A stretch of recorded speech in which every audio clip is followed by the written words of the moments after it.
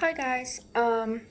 So for this last Lit Circle um, graphic organizer thing, I was the summarizer and I posted a picture of the graphic organizer into the post. So you can look at it there, but I do just have a visual of it right here. And so what I did is I just summarized each of the different chapters that we read for this last assignment. So chapter 39, Mrs. Winterbottom came back to her family and she brought the lunatic with her, who turns out to be her son. Chapter 40, Sal, Graham, and Gramps finally made it to Idaho. And it turns out that Mrs. Partridge was the one that was leaving the notes on Phoebe's front door, and the reason she was is because her daughter would read, I think it was a newspaper section to her, and if she liked the quote that was in there, she had her write it down, and then she would place it on Phoebe's doorstep, because if she likes it, then obviously somebody else might like it. After Phoebe left the house, she went and talked to Mrs. Cadaver about why she is seeing her father. Ben gave Sal a chicken named Blackberry, and they kissed again. And then while they were driving, Graham started to not look very good, so they took her to the hospital. In chapter 41, it turned out that Graham had a stroke, and while Graham and Gramps were at the hospital, Gramps gave Sal the keys to the car and she drove herself to Lewiston. Chapter 42, Sal went down and explored the bus crash. And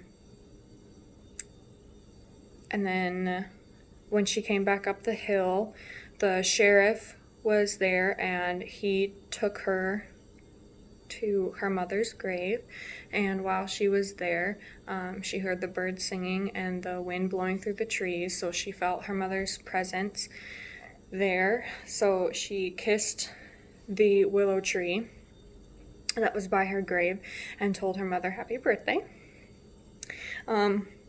Chapter 43, the sheriff drove her all the way back to where Gramps was, and on the way there, Sal told the sheriff the entire story about how Mrs. Cadaver and her mother were on that bus that crashed down the hill, and that they actually sat next to each other. And Mrs. Cadaver turned out to be the only person that survived that bus crash. And then when they finally get back to Coeur d'Alene, Sal found out that Graham ended up passing away early that morning. Chapter 44, Sal moved back to Bybanks after Graham's funeral. Gramps got a new puppy and he's still trying to deal with Graham's death. He's still continuing to teach Sal how to drive. And Gramps and Sal like playing the living in each other's moccasins game. And everyone from Euclid is coming to visit, so Sal and her father are cleaning the house while they are preparing for people to come.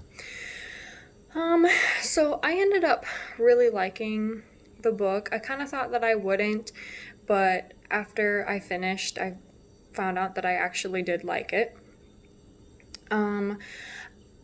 I was kind of shocked at some of the parts in the ending. I definitely was not expecting Mike, the lunatic, to be Mrs. Winterbottom's son. I did kind of expect Sal's mother to be dead, but obviously you're not exactly sure until you read it.